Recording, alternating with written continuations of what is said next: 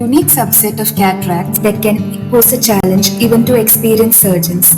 There is an inherently high risk due to the extreme thinness of the capsule with its tight adherence to the polar lens opacity, leading to posterior capsule rupture and even nucleus drop. The reported incidence of PCR during surgery varies, with older studies reporting an incidence of 36% to recent studies saying 7%. Several modifications have been suggested to enhance safety during surgery. Most of these are variations in hydro procedures during phacoemulsification. Hydrodissection should be avoided. Hydrodelineation can be done to create a mechanical cushion of epinucleus. Inside-out delineation and even pars plana lensectomy have been described.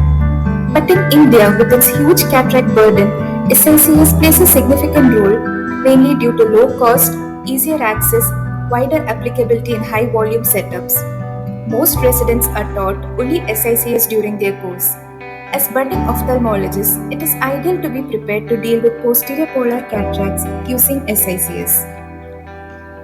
Careful preoperative slit lamp examination should be done to rule out a pre-existing posterior capsule defect.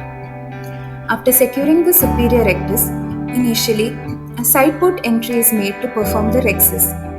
We prefer to do rhexis initially in an intact globe before creating sclerocorneal tunnel in case of compromised entry.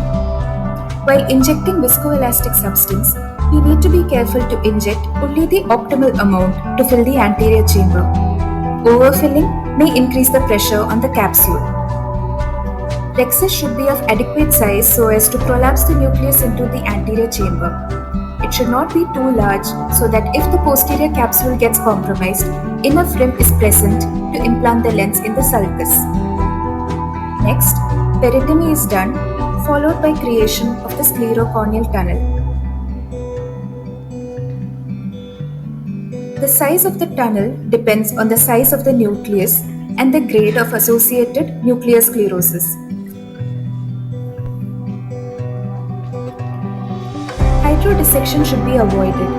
Instead, Simcoe cannula can be used to gently hydrate and remove the loose cortex. This should be avoided in cases of pseudoexfoliation and cataracts with weak bag. Simcoe cannula is advanced beneath the capsular rim so that the cortex is loosened from the capsule without pressure on the capsule. This gives an effect similar to gentle multiple quadrant hydrodissection. The nucleus is then gently tilted and prolapsed into the anterior chamber while injecting viscoelastic. Visco is injected during each turn of the nucleus and thus brought into the anterior chamber. Alternatively, gentle hydrodelineation can be done. Fluid is injected in multiple sites in a controlled manner. The endonucleus is thus detached, creating an epinuclear cushion. Again, Simcoe cannula can be used to prolapse the nucleus into the anterior chamber.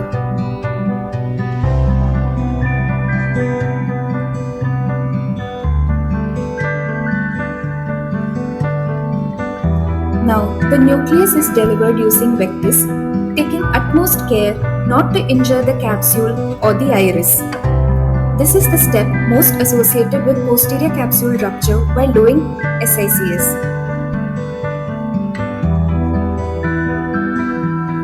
The remaining epinuclear bits can be cleared using visco expression itself.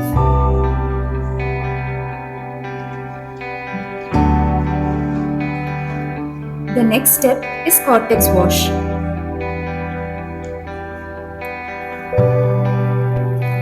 The cortex is held at the tip and brought from the periphery to the center in a pattern similar to the reverse blooming of a flower.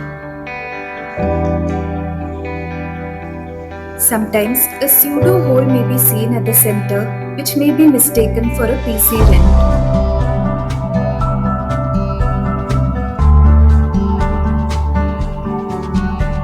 If a central plug remains, it will be prudent not to touch it and cause a PC rent at this stage.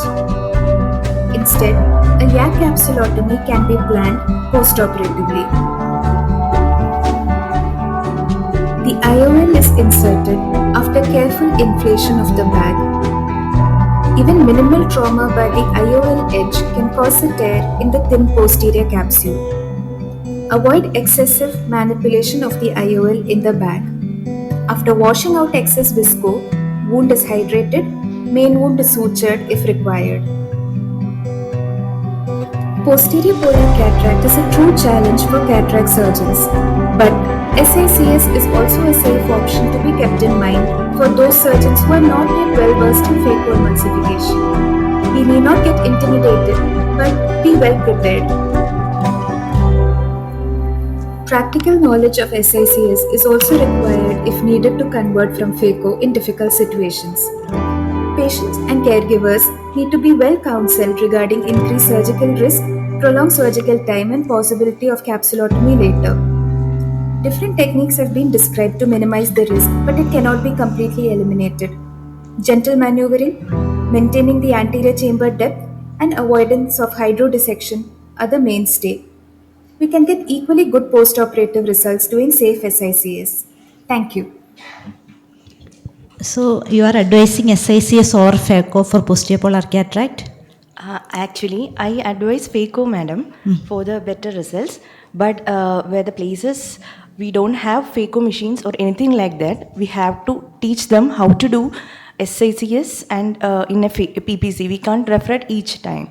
So they need a technique. So I prefer SICS in PPC. Then what is the advantage of using Simco itself for collapsing out other than a Sinskey hook? Simco, no, I usually dial with a visco cannula itself, madam. In that video you can see, each time when you rotate, you can push some visco beside that nucleus and the lens capsule. So that each time when you rotate, the AC will be maintained. When you use a Sinskey hook, it will go through the main port and each time AC won't be maintained.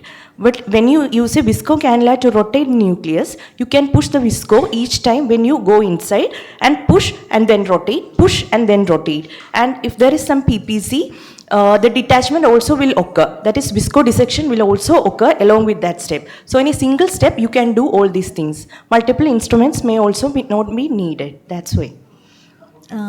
Will you do anterior vitrectomy when there is dehiscence? Yes, madam. So then you'll have to take phaco. No? Yes, madam. Manual, if it's not available in our centers, we were not allowed to do that. Anterior vitrectomy with any machines. During our PG time, I used to do manual vitrectomy, then place the IOL. In whatever, what I understand is that in whatever situations you have encountered, you are trying to do the best. That I appreciate it. The other thing that you can, what ma'am asked about why not use dialer is, most of these cataracts with posterior polar are very soft. So you can't in a sweep lift the Yes, cataract. So your technique really holds good for that. And nevertheless, one comment that I want to give is, don't think after you have placed the intraocular lens, your surgery is done. Yes, Both in phaco or SICS, because the capsule is very thin and there is a tendency for it to give way. So the last step is when you're forming the anterior chamber, I would suggest that you form it so gently that you just hydrate the sections. And if you have made a side port in SICS, you form the chamber through the side port, okay? Because you can have a PCR even after putting the IOL. when you're forming the chamber. Yes, So that makes your life very miserable.